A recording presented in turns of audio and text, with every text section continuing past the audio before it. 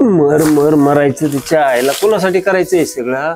त्या कार्टीसाठी एवढा खर्च केला, शिकवली, झक मारली, पळून गेली. काय आता काही झक मारायची का? काय नको नको केलं, गावात तोंड दाखवायला जागा नाही राहिली.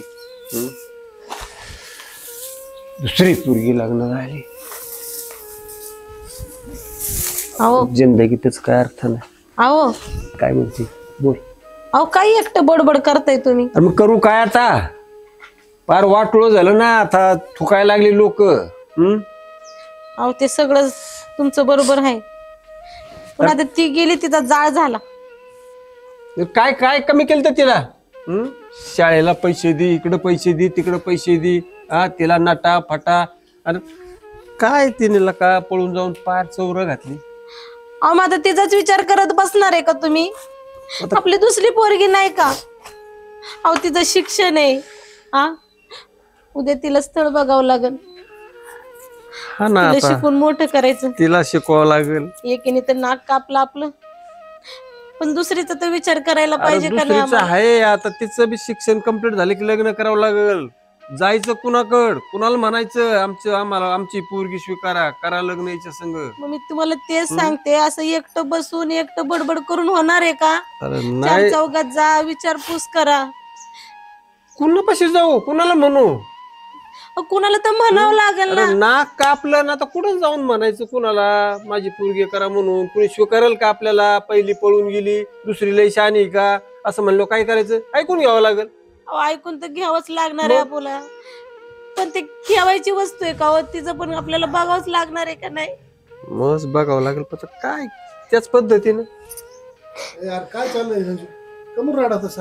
काय आता सांगायची ना, पहिले पोरीन झक मारली, पळून गेली, दुसरी लग्नाला आली, लग्न करावं लागेल. तिथं सगळ्या गावातच झाले, आता त्याला विलाज नाही.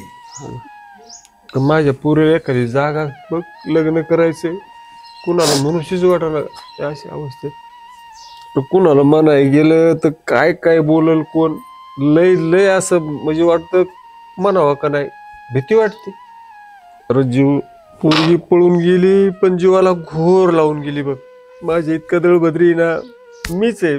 एवढा जीव लावला पण काही उपयोग नाही झाला. 4 मित्रापाशी जाऊन बोलावं, मित्र सुद्धा बोलत नाहीत नीट. कुणाला सांगावं अजून कुणाला बोलावं? अरे माझं दुखणं कुणी समजून घ्यायलाच तयार नाही. एक पळून गेले, त्यात काय दोष आहे आमचा तरी त्या दुसऱ्या पोरीचा? त्या लेकराकडे सुद्धा वाकड्या नजरेने बघत येत लोक. तू सांग आता काय करू मी? गाव सोडून जाऊ का? आता काय करणार दुसरं? भाऊजी तुम्ही आलात, आता तुम्हीच काहीतरी करू शकता बघा. पोरगी पळून गेली, आयुष्यभराचा कलंक लावून गेली. लोक नाव ठेवतात, पण त्यांचं तरी काय चुकलंय? अहो जिवंतपणी कलंक लावला तिने आम्हाला. झाली तेव्हाच मरून का नाही गेली काय माहिती. आमचं जगणं मुश्किल केलंय तिने. आमचे सगळे स्वप्न तिने धुळीला मिळवले. आमच्या जीवनाला काहीच अर्थ राहिला नाही बघा. आमच्या जगण्याला सुद्धा काहीच अर्थ राहिला नाही. तिने जिवंतपणे मारलं आम्हाला. ती तिकडं खुश राहते. काय करावं, कुठं आपण काहीतरी नियोजन करू. मी बघतो, करून घेऊ आपण. लय लय उपकार होते राव एवढं. आता काय एवढी रडून काय होणार नाही. थोडंफार काम धंदा करा. तू दररोज डोक्याला हात लावून बस मर्शी येडे. असं कुठं असतं का? गेली तर गेली, एवढं काय लोड घ्याय तिचा. मी बघतो, काय टेन्शन नको घेऊ तू. चल येऊ का? चल ते हरभऱ्याचं नीट वाकडं करावं लागेल. तर चल आता रडून होणार आहे का? आपलं हे आवरायचं, ते हरभऱ्याचं नीट नाटक करायचं. आई बाबा तुम्ही का रडताय बरं? मी आहे ना. मला माहिती आहे माझी मोठी बहीण पळून गेली, पण मी आहे ना. तुम्ही तुमच्या दोघांचा सांभाळ करण. पुन्हा बाळा तर सगळं तुझ्यावरच आलं ना. मग तुम्ही माझ्या लग्नाचा विषय का काढताय बरं? काय करणार आता? पहिली पळून गेली, नको नको झाले, जगणं मुश्किल झाले. मग तुम्हाला असं असं वाटतं का म्हणजे पहिली पळून गेली म्हणून मी बी जाणार? तू शाळा शिक बाळ, मोठी हो, तुझ्याकडून खूप अपेक्षा आहेत ना आता. माझं शिक्षण पूर्ण झालं, तुम्ही तर लग्न करून देता ना माझं. मला तुमच्यासाठी काही करता येणारच नाही ना. नाही बाळा, आमचा पूर्ण विश्वास आहे तुझ्यावर. ती जशी वागली ना तशी तू वागणार नाही वागणार ना? आई बाबा काळजी करू नका, लग्नच नाही होणार मग. मी असं काही करून दाखवून ना की लोक तुमची गाठ घ्यायला येतील. माझ्या आईबापांची मान उंचावर नेऊन मी लोकांना मजबूर करन. ती पळून गेली, ती आपल्यासाठी मेली आणि आता तिचं नाव पण घ्यायचं नाही परत कधीच. तुम्हाला एकच मुलगी आहे आणि ती मी आहे. आणि तसंही आता उद्या माझा लास्टचा पेपर आहे. आपल्याला गाव सोडून जायची काहीच गरज नाहीये. तुमची मुलगी जिवंत असताना तुम्हाला घाबरायची काहीच गरज नाहीये. फक्त 2-3 दिवस थांबा, मग लोकांना कळन काय आणि काय नाही. अरे बाळ, मग हीच अपेक्षा आहे आम्हाला तुझ्याकडून, दुसरं काय बरं. आणि तुमची या अपेक्षा मी नक्कीच पूर्ण करणार आहे नक्कीच बाबा. ना. एका पोरीने इज्जत घातली ना, एक पोरगी इज्जत वाढवणार आपली. मग आम्हाला अजून काय पाहिजे? बस कर. आणि ह्या पुढे दीदीचं नाव नका घेऊ. नाही घेणार. चला, एकच लेकरू आपल्याला, तिला जीव लावायचा. उद्या पेपर आहे तुझं हा. शेवटचा. मग तू अभ्यासाकडे लक्ष दे. आणि हे बघ, काही भावा, तू एवढी मोठी अधिकारी झाली पाहिजे का नाही, आमची गेलेली इज्जत परत आम्हाला भेटली पाहिजे. बाबा सांगायची गरज नाहीये, मी ते करणारच आहे. हो, चालतं. मी अभ्यास करते. हो, अभ्यास कर. आई अभ्यास करते. चला, कामाचं बघावं लागेल.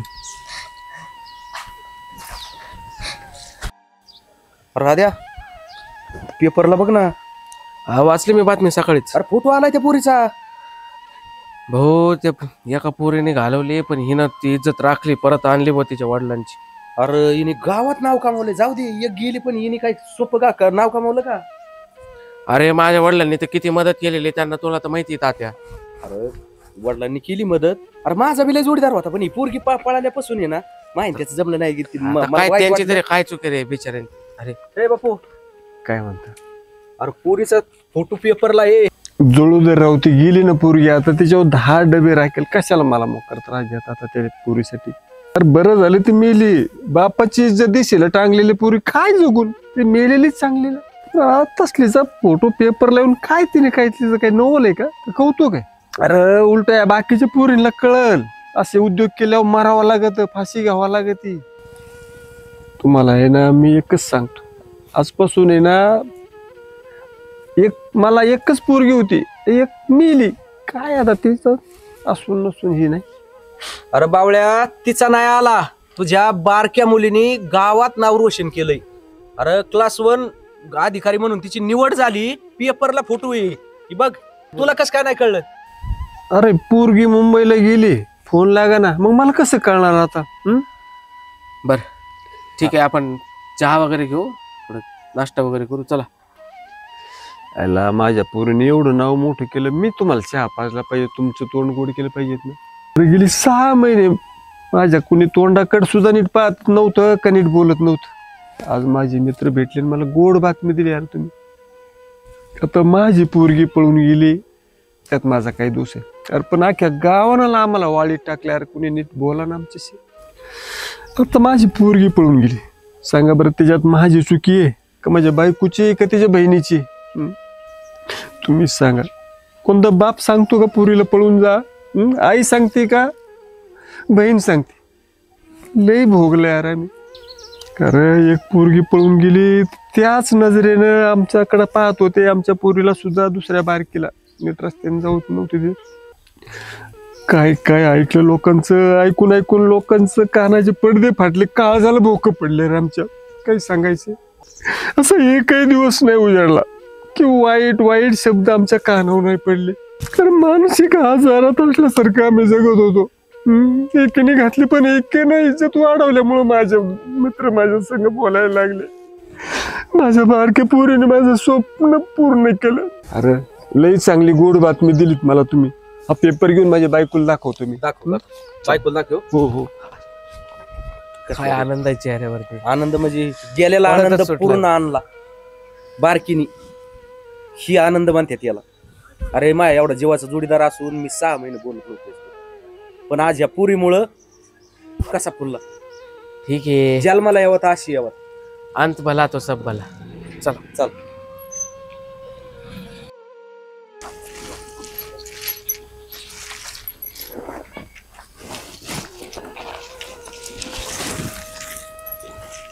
काय करते मावशी? अगं खुशी, कधी आलीस तू? हे काय आताच? बरी आहेस ना? हा मी बरी. बरं झालं आलीस बाई. काय मानसी कुठं दिसा ना? अगं तिचा पेपर नाही झाला बाई परवा दिवशी, हा हा त्यासाठीच गेली बघ तिकडं. आज रिझल्ट येणार आहे तिचा. हा पण होय. तिचा फोनच लागा ना बघ. फोन लागा ना का फोन बंद करून ठेवलाय? तुला काय म्हणायचंय? अगं म्हणजे लक्ष ठेवायचं ना. एक तर गेली, दुसरी काय, दुसरीचं काय सांगता येते ना. ती बी गेली का काय बघावं लागन पळून. अगं खुशी, असं काय बोलायला लागलीस तू? असं काय बोलायला लागली? असं काय नाही, पण म्हणलं बघावा, मावशीची विचारपूस करावा. नाहीतर पोरगी पळून गेली असेल तर दुसरी काय सांगता येते ना. अगं लोकांनी तर नाव ठेवले, आमच्या जखमीवर त्यांनी तर मीठ चोळले. तू तरी नको तशी वागू ग. तू तर माझ्या बहिणीची पोरगी, तू आम्हाला सांत्वना द्यायची. हा का तूच असं आम्हाला नाव ठेवायचं? अगं मावशे, मी तुझ्या भल्याचाच विचार करते म्हणूनच सांगते तुला. बघायचं, पुरीकडे थोडं लक्ष द्यायचं. पुरीकडे लक्ष दिलं असतं तर पुरी गेले असते का? गेले असते का? अगं मी लक्ष दिलं नाही होय. अगं लक्ष दिलं की, पण ती असं काही शेण खाईल असं जरा बी वाटलं नव्हतं बघ मला. मग दुसऱ्या पुरीवर एवढा भरोसा ठेवून तू परीक्षेला कसं काय पाठवली तिला? नाही नाही, माझी माणसं लई चांगली आहे, ती नाही आम्हाला अशी धोका देणार. अगं मानसी मस्त चांगली आहे, पण पहिली पोरगी गेली ना पळून तुला चुना लावून. मग आता हिच्यावर काय विश्वास ठेवलाय तू? नाही, माझा विश्वास आहे तिच्यावर. आणि खुशी, तू याच्यासाठी आली होतीस का ग इथं? कशासाठी आली होती म्हणजे? मी विचारपूस करायला आलते तुझी. म्हणलं आता मावशीला तर एक पोरगी गेली पळून, आता दुसरी गेली का काय बघावं लागन. मावशीला थोडं सांत्वन द्यायला आलते ग. तू सांत्वना देतेस का आमच्या जखमीवर मीठ चोळायलीस? हा आता मावशी अगं. तुला काय समजायचं ना ती समज बाई, पण मीच चांगलं सांगाय आलते तुला. अगं मावशी आई सारखी असते, आणि तू बी असं बोलायला लागलीस होय. बरं जाऊ दे बाई, तुझं तू काही कर तिकडं. आता आम्ही पुरी नव्हतो का? आम्ही बी दोघी होतोच ना. पण आम्ही गेलो का आई बापाला सोडून? आम्ही शिकलो, मोठ्या झालोच का नाही? जाऊ दे बाई, तुला काय करायचंय ना ती कर. त्या पुरींवर विश्वास ठेव, नाही तर नको ठेव. मला काही घेण देण नाही.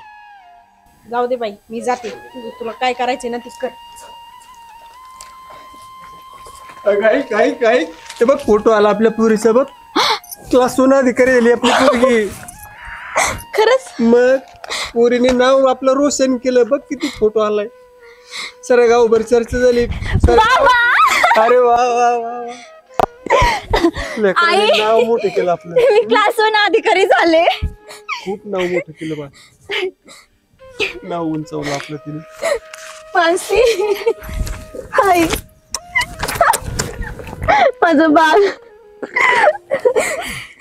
आई, आज मी तुमच्या दोघांचं नाव खूप मोठं केलं. लय वाईट दिवस काढले आम्ही. मला आमचं पूर्ण नाव मोठं भरोसा केलंस. होता, मला तुझ्यावर विश्वास होता मानसी. मला माहिती की लेकरू आपलं नाव मोठं करेल, मोठी अधिकारी होईल, आणि आपलं स्वप्न पूर्ण केलंच बाळ तू. जे लोक तुम्हाला नाव ठेवायचे ना, आता ते बघा तुमचं नाव असं अभिमानाने घेतील. आता हो ना, लय सहन केला आम्ही, लय ऐकून तूच घेतलं. आमचा अभिमान वाढवलास पोरी. आता ना तुमच्या दोघांना कष्ट ते करायची काहीच गरज नाहीये. हो ना. आता मी आहे. मोठं झालं. माझं सोनूला. आई, बापू पोर आली ताई, आता काय काळजी करायची गरज नाही राहिलेली. माझं लेकरू लय मोठं झालं. मोठं अधिकारी झालंय झाली आता, माझी पोरगी. अजिबात आता टेन्शन घ्यायचं नाही कुठलं. बापू एक विचारू, हो. माझा जोडीदारच आहे. तुमची मुलगी क्लास 1 अधिकारी झाली, हो. माझा बी मुलगा क्लास 1 अधिकारी. झालाय. मग काय आपल्याला अडचण? काय नाही, काय अडचण काय नाही. झालं? एक ए, यार, अहो, काय मुलगी- झालं का ओके? ना ना हो, class 1 अधिकारी क्लास झाली. अधिकारी कस झाले. काय संजू भाऊ? मग मला पोरांनी सांगितलं बा, म्हणला बाबा ती त्यांच्या पोरीचा फोटो आला माझ्या पेपरला फोटो पेपरमध्ये. आला आणि तिचा.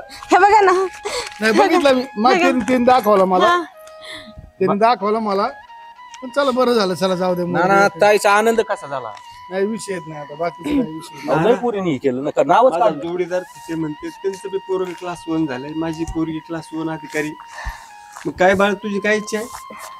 हे बघा बाबा, मला असं कोणत्या अधिकाऱ्याशी लग्न करायचं नाहीये. मी केलं तर मी शेतकऱ्याशीच लग्न करणार आहे. अरे वा, मानसी हा, खरं? कारण की तुम्ही पण तेच केलंय ना, शेतीन ते. आणि मला तुमच्या सारखाच मुलगा हवाय बाबा.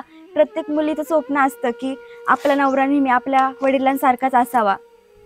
अरे अडचणीच्या काळात सगळ्यांनी माझ्याकडे पाठ फिरवली. कुणी साधं बोलायचं राहू दे, कुणी पाणी सुद्धा प्यायला देत नव्हतं.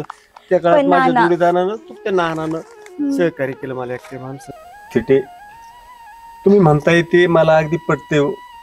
तुमचं पोरग क्लास 1 अधिकारी, माझी पोरगी क्लास 1 अधिकारी. तर तिच्या थोडस मानानं चालावं लागेल, तिचं ऐकावं लागेल.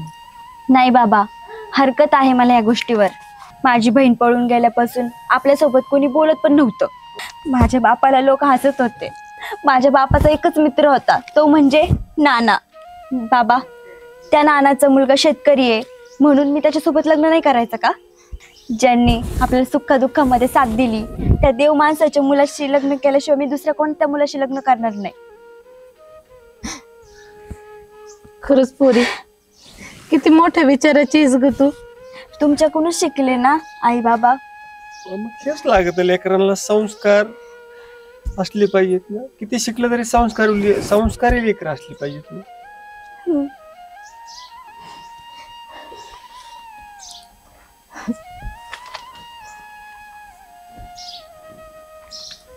हा नानाचा मुलगा तू तो ओळखतीस, हो, खूप कष्टाळू आहे. शेतीवाडीत स्वतः पाहतो सगळं. तो पण शिकलाय, पण तरी एवढे प्रामाणिकपणे एवढी व्यवस्थित शेती हँडल करतोय ना तो. खूप छान. तेच तर, प्रत्येक काम मनापासून करतो तो. जे जे जे काम असेल ते प्रामाणिक. मान्य आहे मला ही गोष्ट. आणि सुखात ठेवल तुमच्या मुलीला मी. बस काय पाहिजे का मला तरी. आणि लहानपणापासून तो ओळखतोच की तिला. हो, नाना तुम्ही खूप चांगले दोस्त. अडचणीच्या काळात त्याच माणसानं मला सांभाळलं, नाही तर मी कधीच गाव सोडून गेलो असतो, राहिलो सुद्धा नसतो या गावात. काळजी करू नका. माझ्यासाठी जसे नाना आहेत तसेच तुम्ही पण आहात. बस काय पाहिजे तुम्ही. तुम्हाला सगळ्यांना सुखात ठेवेल मी. नाहीतरी आम्हाला काय, एक होती ती पळून गेली, दुसरीचं लग्न झालं, आम्हाला तरी कोण आहे. जावाई तुम्हीच, लेक आहे तुम्हीच. चला घोडाधोडाचं बघा काहीतरी. चांगली बातमी आहे आजची. चल. एक सोडून 2 चांगल्या बातम्या आहेत. चल चल चल मानसी, हो. चल मानसी. आता सगळे आपण गोड गाडी. कोण आहे बरं? ताई, ताई, दाजी. तिथं थांब. तुझ्यासाठी इथं सगळे मेलेले आहेत. अजिबात एक सुद्धा पाऊल पुढे टाकायचा नाहीस तू. एक जरी पाऊल पुढे टाकशील ना तू, तर माझं मेलेलं तोंड पाशील बघ तू. आता इथं तुझा कुणी बाप नाही, तुझी आई नाही, तुझी बहीण नाही. तू पहिलीतून चालते हो. परत या घरी यायचा तू कधीच प्रयत्न करू नकोस. अजिबात नाही. तुझ्यामुळं आम्हाला या गावानं वाळीत टाकले. तू चालते हो. अरे लोकांनी तडा तडा तोडलं. तिचं लग्न करायचा प्रयत्न केला तर एक पळून गेली, ही बी पळून जाईन. हे ऐकलंय मी लोकांचं, कुणी स्वीकारीना तिला. अरे तू या बापाला म्हातारपणे तू पळून जाऊन मला कलंकित केले यार. माझी मान खाली घातलीस.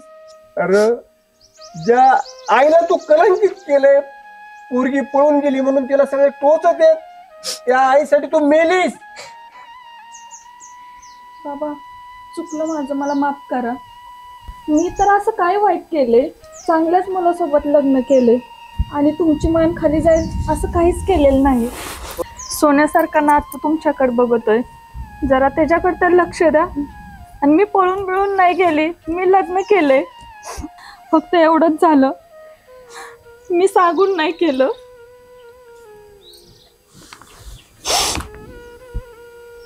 माझं चुकलं, माझ्यामुळे तुमची मान खाली गेली. कशाला आली ग इथं?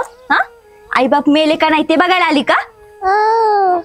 आपल्याला एक आई आहे, एक बाप आहे, त्याची तरी काळजी करायची ना जरा पळून जाताना.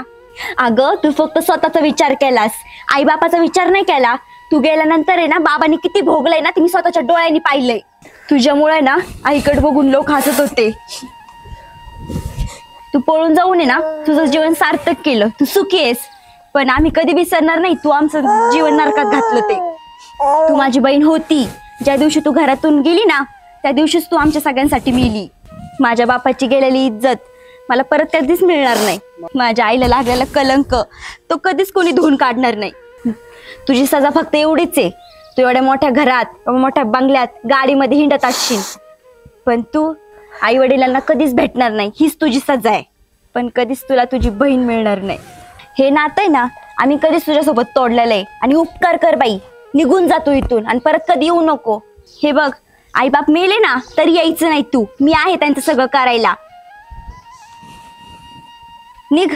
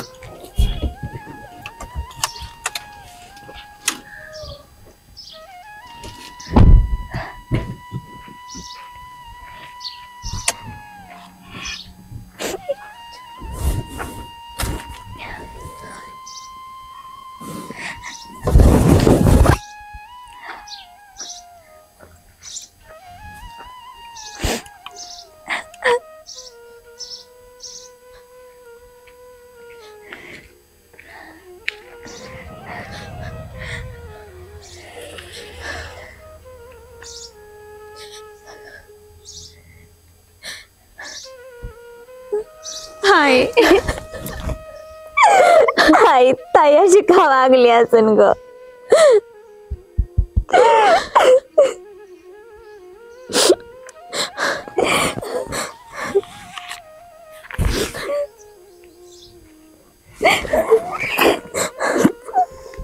आता रडायचं नाही बा, मोठी झालीस ना तू. आता ती गेली सोडून द्या विषय. तिच्यासाठी आपण कशाला आता दुःख करत बसायचं. मी नाही रडत. चला जाऊ दे बापू, नका टेन्शन घेऊ ताई. चला चहा ठेवा, आपण चला, चहा घेऊ. चला. चल गाय चल चल.